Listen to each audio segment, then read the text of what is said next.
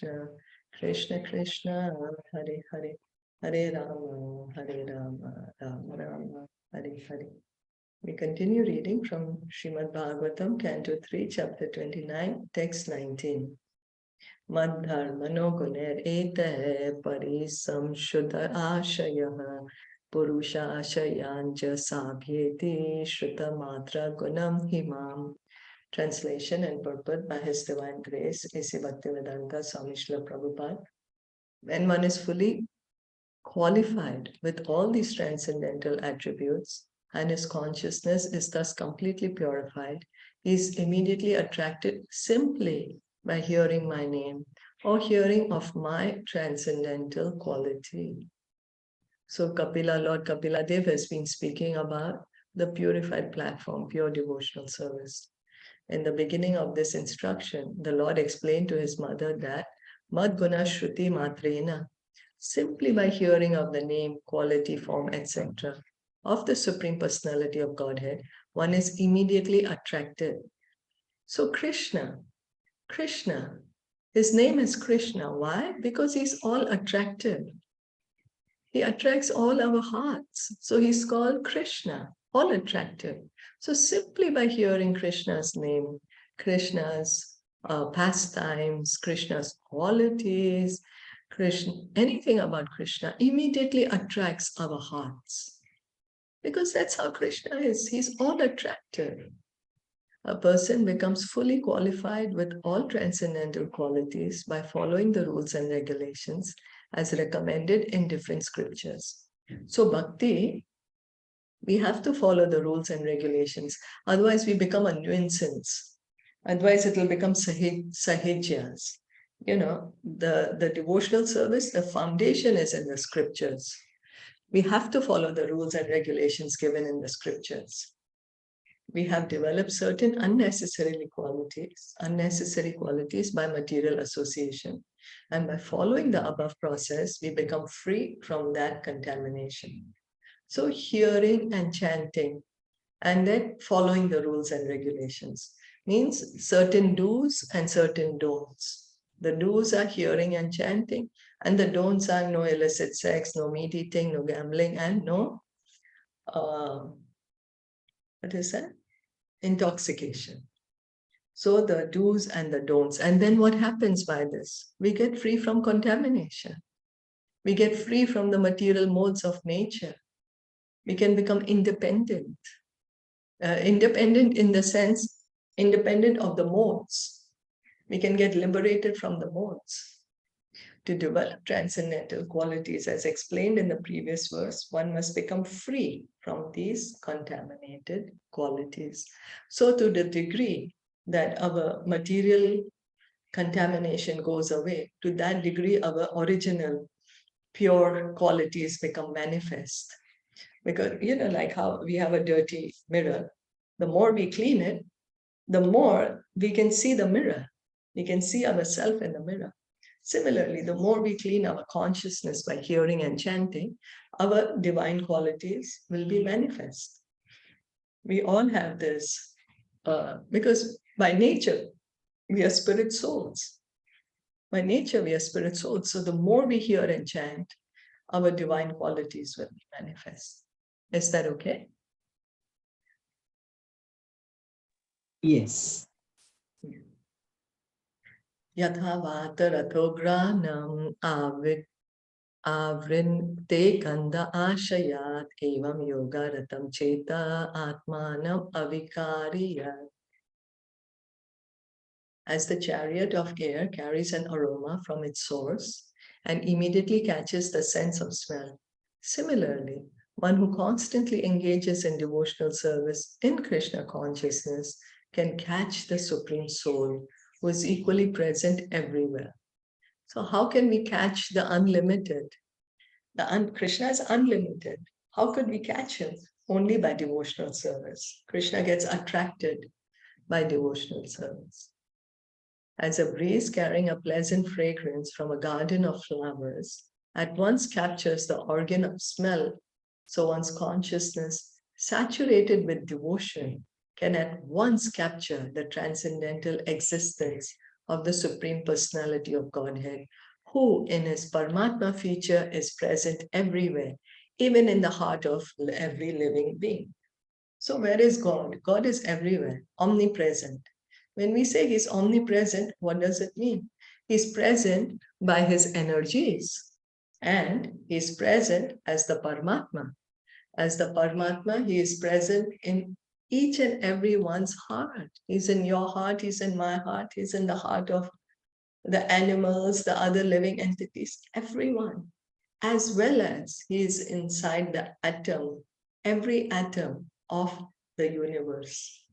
So that's how Krishna is omnipresent. When we say God is omnipresent, this is the meaning. He's omnipresent. By his Paramatma feature, he's existing everywhere. The Brahman effulgence is everywhere. And that effulgence is Krishna's energy.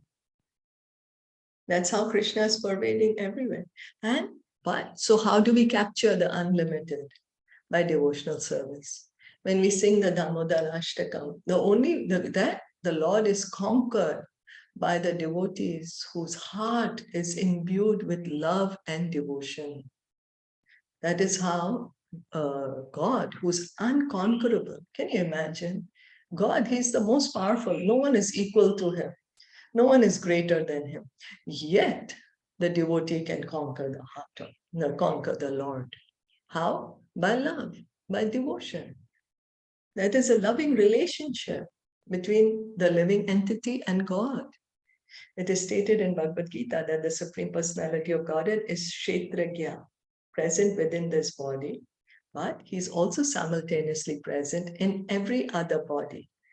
So you are in your body, I am in my body, but the Supreme Lord, as the Paramatma, he is inside everyone's body. So that's why there is a difference between God and me. I can never become God. Why? Because I can never be in somebody else's body. I can never become the Paramatma. Only Krishna, he is the Paramatma. Since the individual soul is present only in a particular body, he is altered when another individual soul does not cooperate with him. The supersoul, however, is equally present everywhere.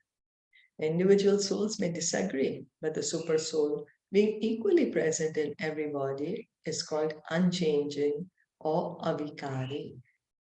So the Paramatma, he is there everywhere, in everyone's heart. We are changing our bodies, right? We are changing our bodies. When we are changing from one body to another, the Paramatma is going with us from one body to another. So then the super soul is present everywhere. So individual souls may disagree, but the super soul being equally present in every body is called unchanging or avikari. The individual soul, when fully saturated with Krishna consciousness, can understand the presence of the super soul. So right now we are not able, maybe some of us are able to understand, some of us are not able to understand the presence of Krishna in our heart as the Paramatma. But what is the qualification? When one is saturated with Krishna consciousness, means love of God. When one has revived one's love for Krishna, then we can perceive Krishna in our heart. We can perceive him. It is confirmed in Bhagavad Gita that bhaktyamam abhijanati, a person saturated with devotional service in full Krishna consciousness, can understand the Supreme Personality of Godhead either as Super Soul or as the Supreme Person. Krishna says it is only by devotional service that I can be. So God is great, God is unlimited, but the way to understand God is by devotional service. Krishna is saying that in Bhagavad Gita, bhaktyamam abhijanati, that by devotional service, one can understand me. So the more we engage in devotional service, the more we will be able to understand Krishna, Krishna's transcendental position. The more we will be able to revive our dormant love for Krishna. And then we will be able to perceive Krishna everywhere. Because when the eyes are anointed with love, Lord Brahma says that Premanjana Churita Bhakti Vilochane. that when we anoint our eyes with love of God, we can see God everywhere. We are always putting so many different cosmetics in our eyes to beautify our eyes. But the most important cosmetic that we need is love of God. Anoint our eyes with love of God. And with that, we will be able to see Him everywhere. Is that okay?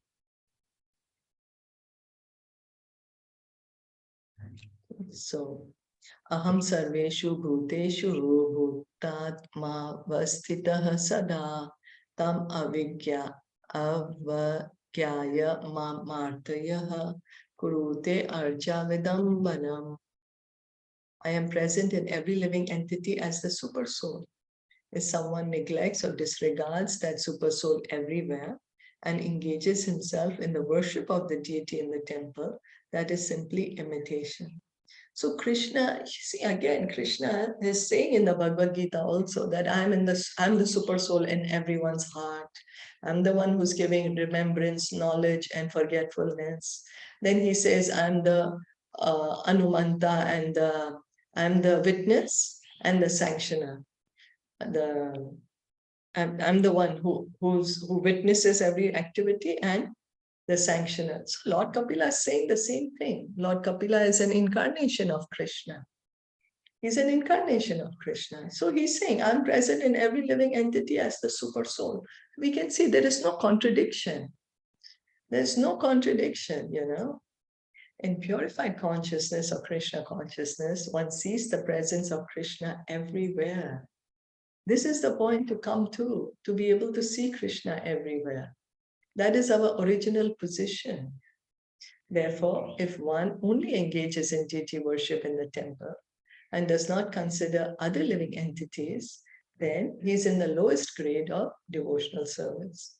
So the devotee who worships the deity of the Lord in the temple is a devotee, of course, because he's worshipping the Lord. But in the devotees also there are degrees. So he's known as the lowest, the beginner. He's called the beginner devotee because he's not yet able to understand that the Lord is as the Paramatma in everyone's heart. One who worships the deity in the temple and does not show respect to others is a devotee on the material platform in the lowest stage of devotional service. So what shall we do? We should worship the deity in the temple, yes, and also try to understand we need to respect everyone because everyone is a part and parcel of Krishna. Everyone is a part and parcel of Krishna. The Paramatma is there in everyone's heart. A devotee should try to understand everything in relationship with Krishna and try to serve everything in that spirit. To serve everything means to engage everything in the service of Krishna. So everything belongs to Krishna. Everyone belongs to Krishna. And we need to come to that platform. We need to try to understand this, that every person has a relationship with Krishna. Everything has a relationship with Krishna. So when we are saying, I want to serve everyone, means engaging that person in the service of Krishna. Then we are truly serving that person. When we can engage that person in the service of Krishna, that is true service to the person because we are reuniting him with Krishna. We are reuniting, making him establish his relationship with Krishna. If a person is innocent and does not know his relationship with Krishna, an advanced devotee should try to engage him in the service of Krishna. One who is advanced in Krishna consciousness can engage not only the living being, but everything in the service of Krishna. So this is the point we need to try to come to. Engage everything in service of Krishna. Srila Rupa Goswami says that this is true renunciation. This is real renunciation. Understanding that everything belongs to Krishna. So let me engage everything in the service of Krishna. Let me engage everyone in the service of Krishna. When we engage them in hearing the holy name or chanting the holy name or having prasad or taking a book or come to the temple or deity worship or something or the other, working for Krishna in some way, there's so much, even so much web development is going on in the technological field, serving for Krishna. That is connecting everyone to Krishna. That is real service to a living entity. Yo mam sarveshu bhuteshu shantam atmanam ishvaram hitvarcham bhajate maudyat bhasmani eva juhoti saha. One who worships the deity of Godhead in the temples, but does not know that the Supreme Lord as Paramatma is situated in every living entity's heart, must be in ignorance and is compared to one who offers oblations into ashes. It is clearly stated herein that the Supreme Personality of Godhead, in his plenary expansion of Supersoul, is present in all living entities. So we can see that Lord Kapiladev, he is repeating it so many times. He's saying the Paramatma is there in everyone's heart.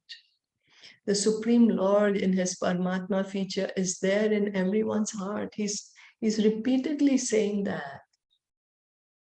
The living entities have 8,400,000 different kinds of bodies.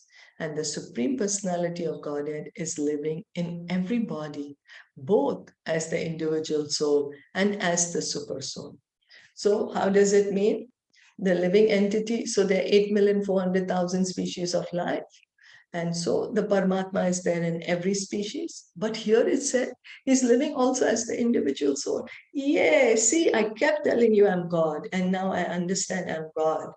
But now we understand what Srila Prabhupada is saying in the next line. Since the individual soul is part and parcel of the Supreme Lord, in that sense, the Lord is living in every body, and as the super soul, the Lord is also present as a witness. So we are not God, but we are part and parcel of God. This is what we have to understand. God is there in everyone's heart as Paramatma, but we cannot be in everyone's heart. We are just in our own body right now. I cannot say, yes, I will come into your body after I get liberated. It's not possible. We are not the Paramatma. Only the Paramatma is Paramatma. We are Jivatma. We are Jivatma. And so what is the Lord, the Super Soul, doing in our heart? He's the witness. He's witnessing our activities. And he's the one who keeps telling us, come back to me, look at me. Try to come back to me. This is not your true position. You are not the body. You are the soul. You're my part and parcel. Come back to me. That's why he's our best friend. Krishna is our best friend. He never leaves us. Even though we have left him and come, he's still in our heart as Paramatma, reminding us that come back to me. In both cases, the presence of God in every living entity is essential. Therefore, persons who profess to belong to some religious sect, but who do not feel the presence of the Supreme Personality of Godhead in every living entity and everywhere else, are in the mode of ignorance. So if I claim that I am very religious, but I don't see the Paramatma in everyone's heart, or seeing is also like seeing through the eyes of the scripture. We may not be able to physically see it, but by hearing from the scripture, we get that understanding. If we are not able to get this knowledge, if we are not able to understand this knowledge, then it is a mode of ignorance, because Paramatma is there in everyone's heart, and knowledge is to understand that. If without this preliminary knowledge of the Lord's omnipresence, one simply attaches himself to the rituals in a temple, church, or mosque, it is as if he were offering butter into ashes rather than into the fire. So the Lord is omnipresent. We have been saying the Lord is omnipresent. How is he omnipresent? That is what we have to understand. We say the Lord is omnipotent. We have to understand how he is omnipotent. There's so much information given to us about the Lord. So omnipresence is, He's there in our hearts as the Paramatma. And so if we are not able to understand this, if we don't have this knowledge, then Lord Kapila Dev is saying it's like offering butter into ashes rather than into fire. We are supposed to put the butter in the fire, not in the ashes. One offers sacrifices by pouring clarified butter into a fire and chanting Vedic mantras. But even if they are Vedic mantras and all conditions are favorable, if the clarified butter is poured on ashes, then such a sacrifice will be useless. Imagine we take nice butter, and instead of pouring that butter in the fire, we keep on putting in the ashes. What's going to happen? We are not going to get a fire. We won't be able to do any yajna. In other words, a devotee should not ignore any living entity. This is the point that Lord Kapila Dev is trying to explain to us, that the Paramatma is there in everyone's heart. The devotee must know that in every living entity, however insignificant he may be, even in an ant, God is present. And therefore, every living entity should be kindly treated and should not be subjected to any violence. So Srila Prabhupada would say we need to respect even an ant. Here we are understanding why. Because the Paramatma is there even in the heart of the ant. Doesn't mean we have to go and hug and kiss the ant. We deal with everyone on as appropriate, but the understanding that Paramatma is there in the heart of every living entity. And this is how he's omnipresent. And should not be subjected to any violence. We should not be violent toward other living entities. Self-defense is one thing, but being violent is another. In modern civilized society, slaughterhouses are regularly maintained and supported by a certain type of religious people. But without knowledge of the presence of God in every living entity, any so-called advancement of human civilization, either spiritual or material, is to be understood as being in the mode of ignorance. So the Paramatma, he's in the heart of the ant, he's in the heart of the bird, the fish, the trees, the plants. He's in the heart of every living entity. That is a point we need to understand. I'm thinking that if I am very religious, but I'm going to maintain slaughterhouses, that is going against the laws of God. That is going against His laws. Then how will we revive our love of God if we do that? So if we want to revive our love of God, we continue to hear and chant His names and follow the regulative principles of no meat eating, no intoxication, no illicit sex, and no gambling. Is that okay?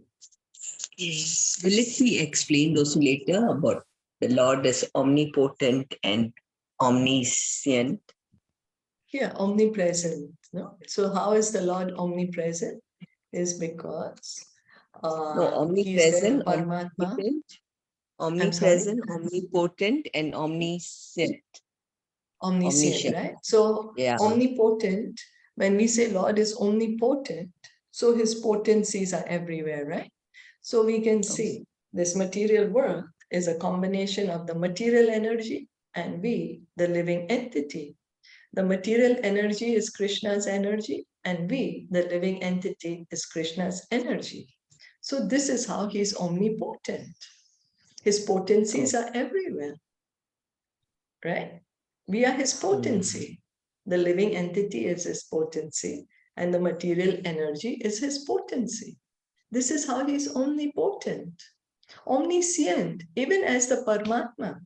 Because He's there in the heart of all of us, He knows what we are doing. We think, oh, nobody's looking at me, but the Paramatma is looking at us. There's not even one place where the Paramatma is not there. So this So is how. omniscient means like he knows what we are doing. Yeah, yeah. Okay. He has all knowledge. He's So the that's all the knowledge he has. Oh, Everything that oh, is to be known, he has that. okay. So that's what he means. He's all knowing. So that's what it Yeah. means. So how is it? By his features. As Paramatma, he's present here. And then also, so how is he omnipresent? How is he He's omnipresent? as He's Paramatma. omnipresent as Paramatma, yes. And we also heard that we are his part and parcel. Right. The living entity is his part and parcel. And how is he omnipotent? Because his potency is everywhere. Then Yeah. Yeah. And what are some of his potencies that we can see here in the material world? the energy. Yes, the material energy. Yes. And